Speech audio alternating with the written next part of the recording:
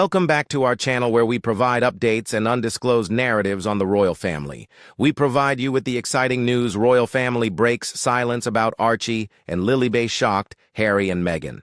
The complex and frequently contentious discourse surrounding the Duke and Duchess of Sussex's relationship with the British monarchy has highlighted the status of their children Archie and Lilibet Mountbatten-Windsor as a particularly sensitive and symbolically significant issue. While high-profile interviews, memoirs, and ongoing media conjecture have garnered public attention, a more subdued and procedural narrative has concurrently developed. This subdued narrative focuses less on sensationalism and more on administrative intricacies.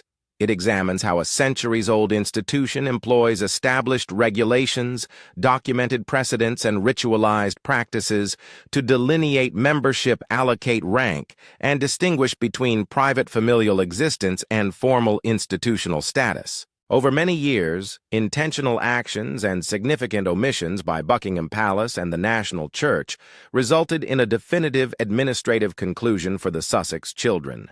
The consequence, now evident in official documents, public registries, and ceremonial practices, did not stem from a singular choice taken at a certain time. It was instead the result of a prolonged and gradual departure from conventional royal customs that started before the family's move to California, influenced equally by institutional norms and personal inclinations. To comprehend the basis of this conclusion, one must examine the underlying legal, ceremonial, and bureaucratic system that regulates royal titles and positions. The principal legal document in this context is the 1917 Letters Patent, issued by King George V.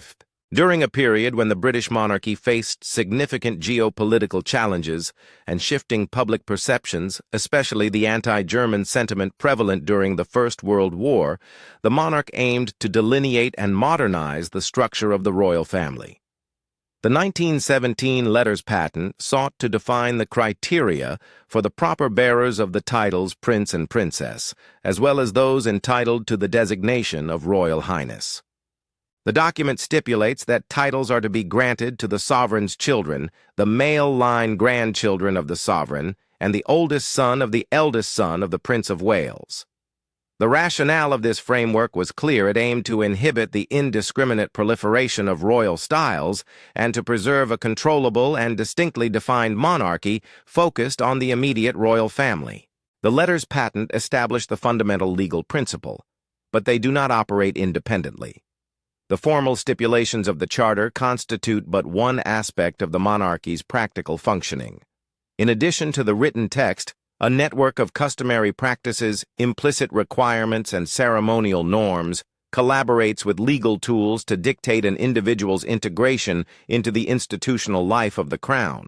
These practices include the public declaration of a birth, the accurate documentation of names and titles in civil registries, the administration and documentation of baptismal ceremonies by the Church of England, and the organization, along with financing for security and official events.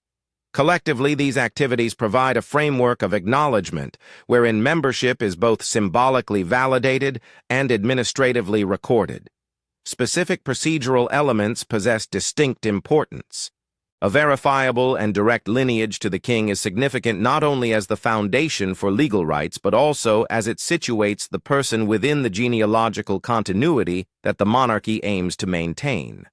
The registration of a birth within Crown jurisdictions, together with its specific phrasing, establishes a permanent civil record that may be referenced by historians, attorneys, and authorities for centuries. The performance of formal religious ceremonies by clergy of the Church of England, together with the documentation of these ceremonies in parish records, is also significant. The British monarch, as the supreme governor of the Church of England by constitutional tradition, renders a royal christening an institutional rite that publicly connects the person with the spiritual and ceremonial life of the monarchy, rather than being only a private act of familial faith. Baptisms conducted in accordance with parish records and including recognized ceremonial materials and officiants are therefore included in the Crown's institutional record. These procedural elements are not trivial documentation to be handled lightly. They are the means by which the monarchy maintains continuity, affirms legitimacy, and creates a collective historical narrative for future generations. The institution's dependence on precedent and procedure is a distinguishing trait. Divergence from established practice is seen not as a question of personal preference, but as a possible risk to institutional integrity. Granting an exception to a single individual, particularly based on transient public emotion or personal inclination, would establish a precedent that may be utilized frequently and unexpectedly in the future. Thus, Buckingham Palace's commitment to the 1917 framework and traditional customs should be seen as a manifestation of institutional conservatism aimed at preserving the monarchy through successive generations. The births of Archie and Lilibe occurred inside this persistent procedural framework, which elucidates the administrative decisions and their ramifications. Archie Harrison Mountbatten Windsor's birth on May 6, 2019, elicited significant public curiosity and jubilation. From the beginning, the Duke and Duchess of Sussex indicated a desire to approach his official presentation differently from the precedent set by earlier royal family members. Rather than the traditional immediate emergence on hospital steps, to acknowledge well-wishers and signify the formal link between royal life and the public, the Sussexes opted for a more private and regulated introduction, presenting their son to the world a few days later in St. George's Hall at Windsor Castle. This choice was ostensibly characterized as a personal preference for privacy aimed at shielding a baby from excessive public scrutiny and allowing the family to show themselves on their own terms. Similar privacy-related choices have been taken by other royal parents in recent decades, illustrating a conflict between the monarchy's traditional public ceremonies and modern aspirations for personal privacy. The decision to restrict an instant public picture opportunity is partly a matter of personal preference, but later, administrative actions indicated a method of official record and ceremony that significantly deviated from traditional royal practices. One of the most significant procedural irregularities around Archie's birth was the management of his official birth certificate. Shortly after the birth, a version of the certificate was released that designated his mother's name as Rachel Meghan, Her Royal Highness the Duchess of Sussex. Several weeks later, the document was amended. The names Rachel Meghan were omitted, resulting in the official designation, Her Royal Highness the Duchess of Sussex. This alteration was notable since it deviated from the manner in which the names and titles of previous recent royal mothers have been documented on certificates. For example, the birth certificates of Princess Diana and Catherine, Princess of Wales, had the complete given names of their mothers alongside their titles. The alteration to Archie's paperwork was not just cosmetic, it signified a divergence in the utilization of civil registration to convey the child's family and institutional affiliations. A representative for the Duchess subsequently said that the adjustment was made at the request of the palace. Nonetheless, the absence of a comprehensive formal explanation allowed for interpretation and speculation. In the highly ritualized domain of the monarchy, even little modifications to documentation acquire significant meaning. They may be seen as intentional signals influencing the legal and symbolic standing of an individual with potentially enduring consequences. Certain analysts saw the alteration to Archie's certificate as a nuanced institutional move to differentiate his official record from that of other current royal offspring. The modification was seen by some as a first administrative measure that indicated a further separation between this family line and the official structure of the crown. Others saw the alteration as a bureaucratic refinement or a reaction to the family's preferences about nomenclature. The diversity of interpretations underscores that in royal matters, the same action may be seen in several often contradictory ways based on one's viewpoint. Upon Archie's birth, the stringent stipulations of the 1917 Letters Patent dictated that, as a great-grandchild of the sovereign, he lacked an automatic claim to the title of prince or princess. The prevailing expectation in public discourse was that he might receive a subsidiary title, such as the earldom linked to his father, the Earl of Dumbarton, or that he could adopt a courtesy title derived from peerage conventions, thereby attaining a semblance of noble rank without the designation of prince. The practice of British peerage permits heirs apparent of dukedoms to use courtesy titles, and a parent's peerage portfolio may bestow such styling onto their offspring. The Duke and Duchess, however, rejected this secondary title for Archie, stating publicly their desire for the boy to be nurtured mostly as a private citizen apart from the obligations of royal duties. The choice, whether driven by a desire for solitude, a reluctance to bear the responsibilities of a public title, or a mix of reasons, resulted in Archie being placed beyond the visible realm of daily royal ceremonial life. The denial of a courtesy title, a purposeful action in a context where titles had both practical and symbolic significance, had far-reaching effects. Courtesy styles, albeit without substantive legal rights, function as indicators within the social and institutional context of the monarchy.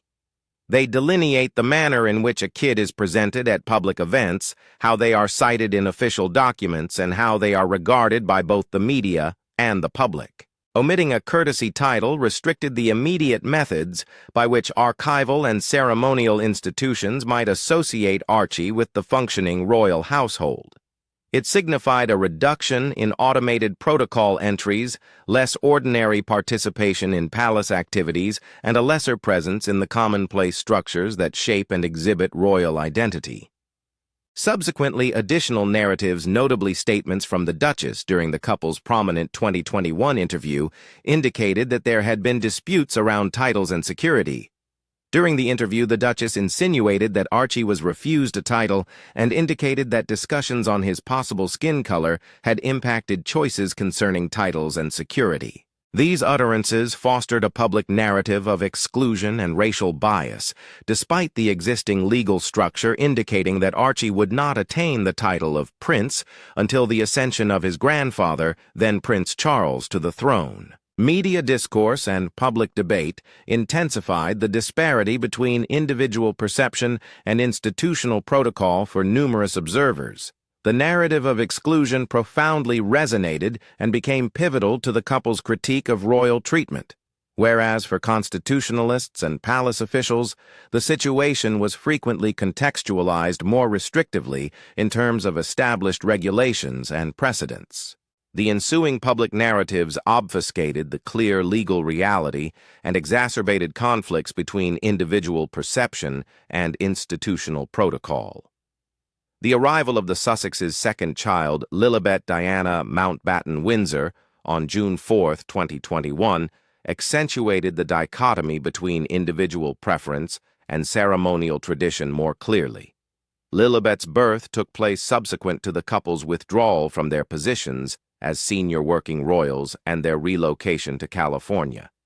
The migration constituted a substantial transformation. It modified the jurisdictional framework of family life, altered the couple's connection with institutions in the United Kingdom, and redefined the modalities of ceremonial and bureaucratic engagement accessible to them. From the beginning, her delivery was exclusively coordinated via the Sussexes' communication channels instead of Buckingham Palace.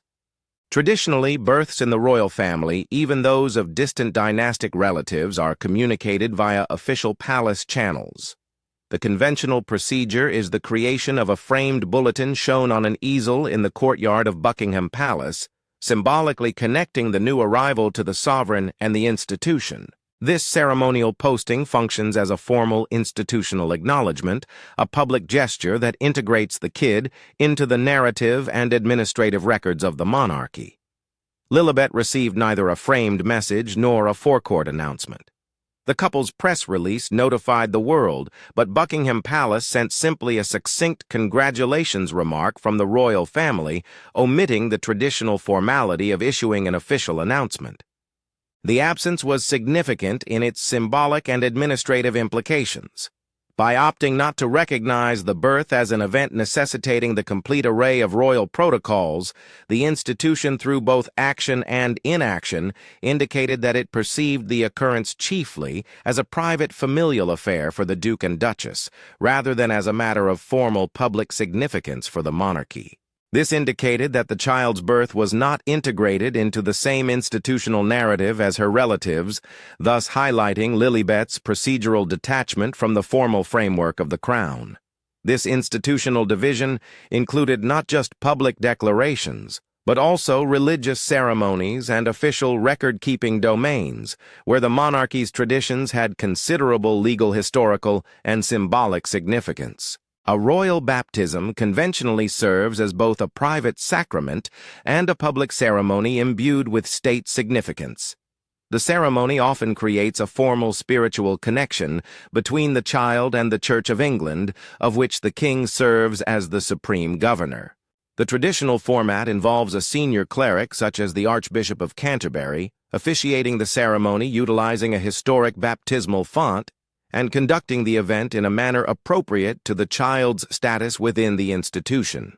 The particulars of the baptism are meticulously recorded in the Church's registers. The baptism thereby becomes an element of the Crown's official historical documentation and establishes an institutional connection between the baptized individual and the monarchy's spiritual heritage. Aside from symbolism, these documented rituals establish administrative connections. The records are used by historians, archivists, and the royal household to record continuity and validate claims of association.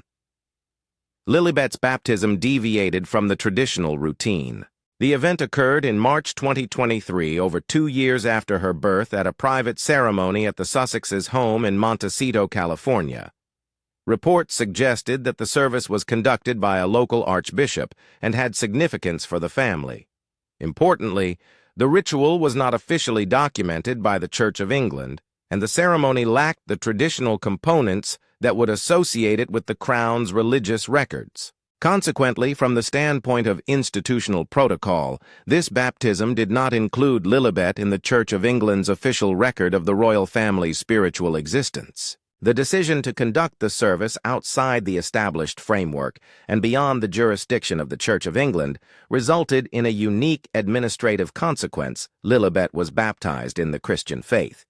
Yet she was not recorded in the ecclesiastical registers that constitute one of the monarchy's lasting documentary connections to its members. This omission further demonstrated the operational divide between the Sussex children and the internal mechanisms of the Crown. The registers of the Church of England are not only ceremonial records, they have significant historical, legal, and archival value. For centuries, parish registers have documented births, baptisms, marriages, and funerals, serving as major resources for genealogists and official record keepers. The decision to abstain from interacting with such registers impacts an individual's representation in the nation's institutional memory. A christening conducted in an official royal chapel overseen by a high-ranking clergyman has distinct institutional importance compared to a private family baptism documented just in local American registries or absent from British ecclesiastical records altogether. The Sussexes' choice, along with the palace's acknowledgement of it as a private familial issue, resulted in divergent lines of documentary traceability, with the children's spiritual affiliations more securely rooted in private family records than in the public ecclesiastical documentation of the British Crown. The decisions regarding announcements, name standards on civil papers, and religious recordings established a discernible pattern. They propose an approach that depends less on attention-grabbing public declarations and more on the gradual cumulative influence of protocol and archive methodology. The palace's public reaction to the Sussexes' prominent criticisms and revelations was characterized by noteworthy moderation. Although the Sussexes participated in prominent media endeavors, including broadcast interviews, documentary series, and a widely circulated biography, Buckingham Palace never provided a detailed public counterargument.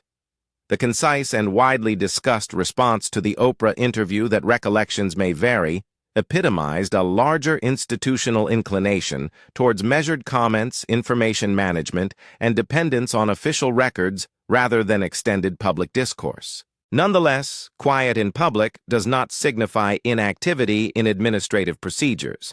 The institution opted for a non-contentious approach, utilizing available resources, formal legal documents like the letters patent, established customs regarding announcements and christenings, ecclesiastical records kept by the Church of England, and ceremonial practices that visibly demonstrate institutional acknowledgement. By using these processes, the palace allowed the official record to convey its own message. The choices to forego certain traditional actions themed bulletin at Buckingham Royal, a formal royal announcement, and a Church of England recorded baptism served intentional administrative measures with lasting repercussions. In a system where regulations and documentation dictate institutional affiliation, and status omissions may be as consequential as positive actions. The absence of action clarified the monarchy's stance on the children's status inside its operational framework. This institutional perspective underscores a fundamental conflict between two opposing logics. On one side, there exists the rationale of modern public life whereby fame and story influence perception, and where media visibility may swiftly transform private affairs into public concerns. The Sussexes, having developed a worldwide public persona via meticulously orchestrated interviews, content collaborations, and public speaking engagements, used media platforms to convey their narrative, elicit sympathy, and express concerns. Their capacity to contextualize events and influence widespread public views was indisputable. Their narratives resonated with a substantial audience and heightened apprehensions over institutional and media treatment. Conversely, the rationale of monarchy prioritizes stability, history, and officially documented practices above the immediacy of media narratives. The monarchy is not mainly designed to engage in public opinion fights like political figures or celebrities.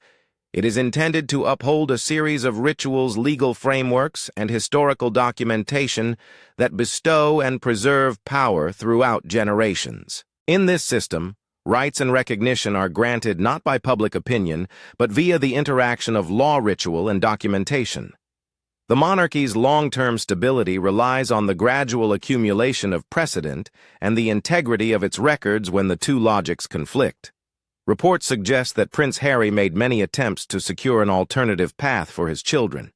Contemporary sources indicated that he was profoundly apprehensive over their security and their capacity to maintain a significant link to his lineage.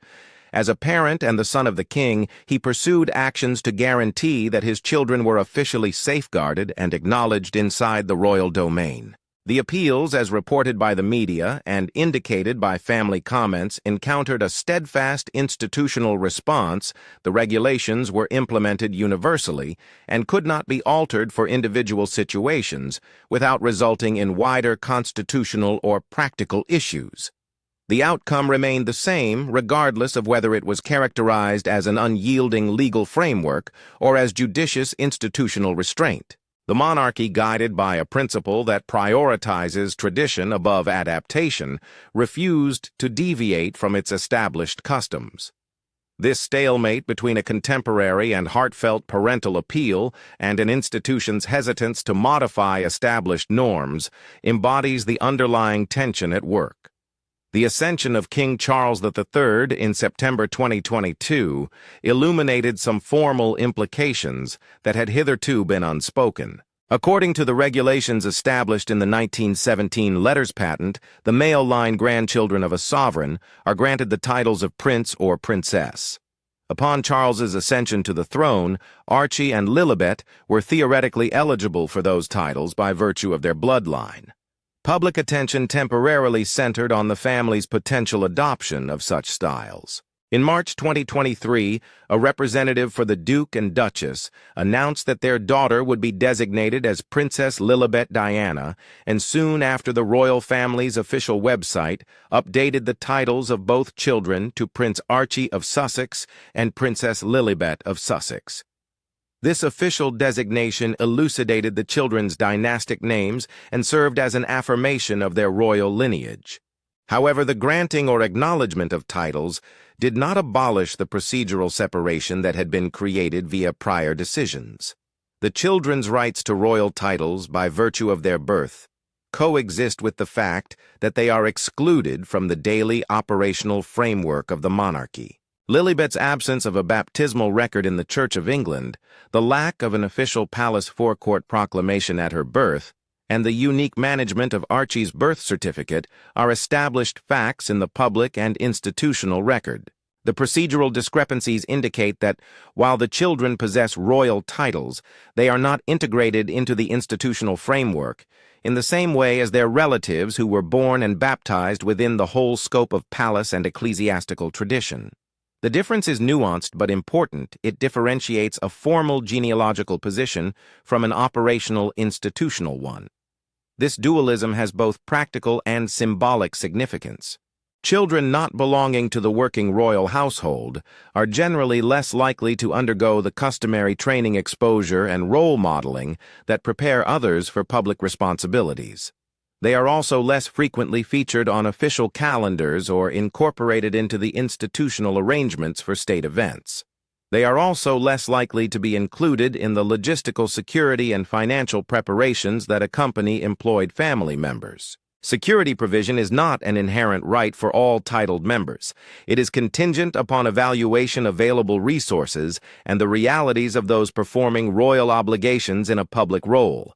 Financial support for personnel travel and official activities often adheres to duty and function rather than familial ties alone. Symbolically, there exists a reputational distinction between a titled member of the royal family engaged in public life and an individual who has a title only due to genealogy.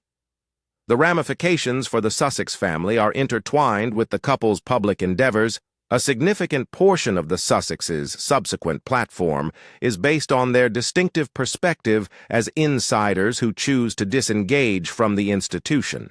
Their credibility in providing criticism or insider insight stems partly from their closeness to power and familial connections. As the institution subtly but firmly defined the administrative and ceremonial separation of their children from active royal life, the Sussexes' position as modern insiders inevitably transformed. Their dynasty retains a distinct position in royal history.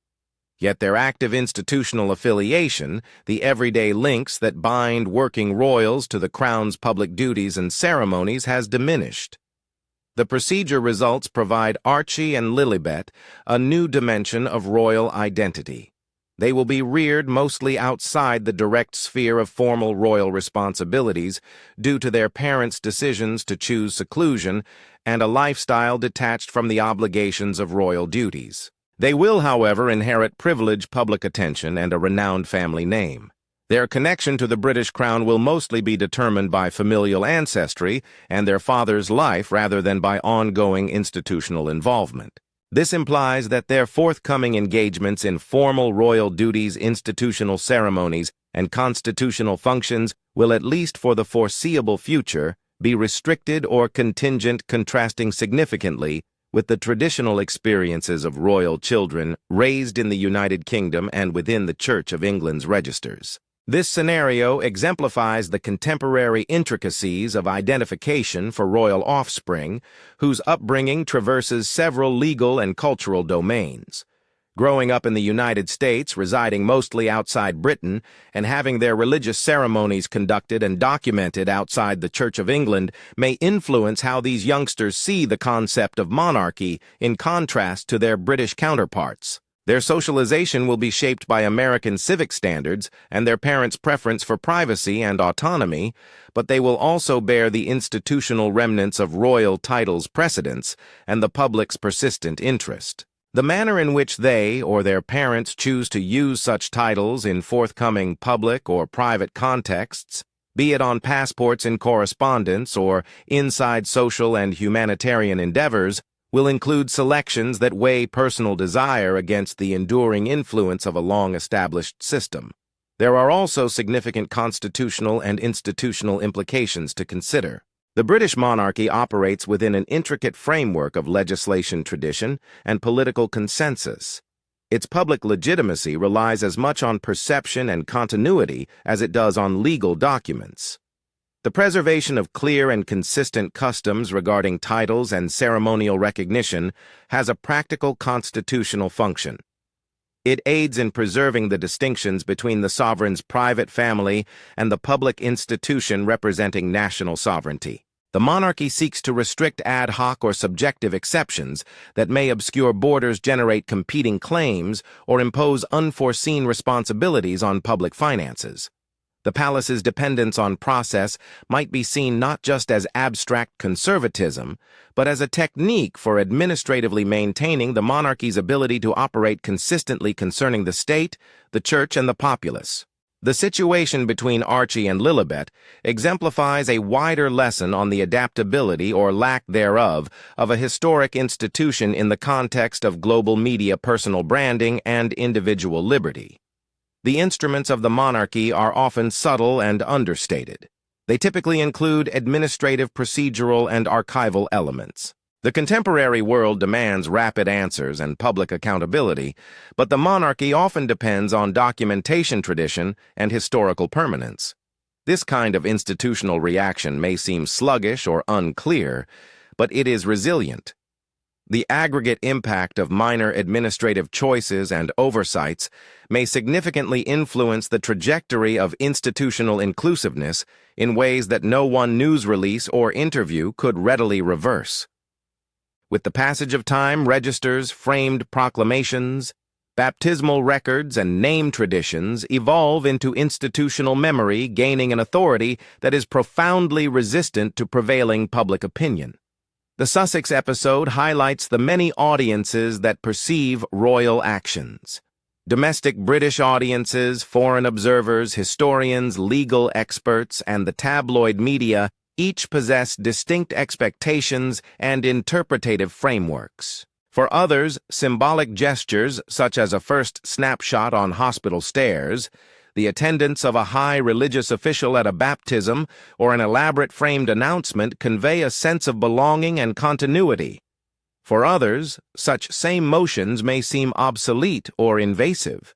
The palace's administrative decisions reflect not just internal constitutional issues, but also conflicting notions of privacy, modernity, and the function of public institutions in the lives of prominent personalities.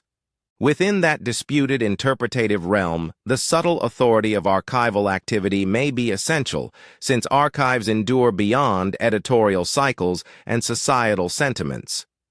The narrative of Archie and Lilibe's royal position exemplifies the persistent influence of institutional formality. Interviews, films, and memoirs influence headlines and public discourse, but they cannot independently amend legal documents or replace established rituals and records.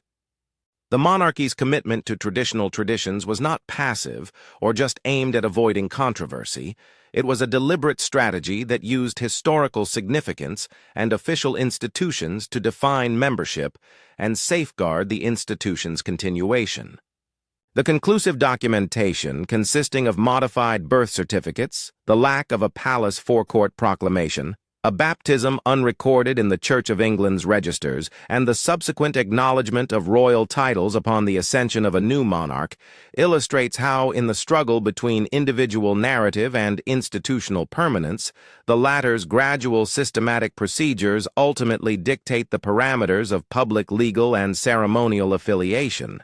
The Sussexes opted to craft a distinct narrative for their family, incorporating contemporary communication methods and personal autonomy into their public narrative, while the monarchy persisted in adhering to its established protocols and traditions, with official records now mirroring the results of that persistent procedural rationale.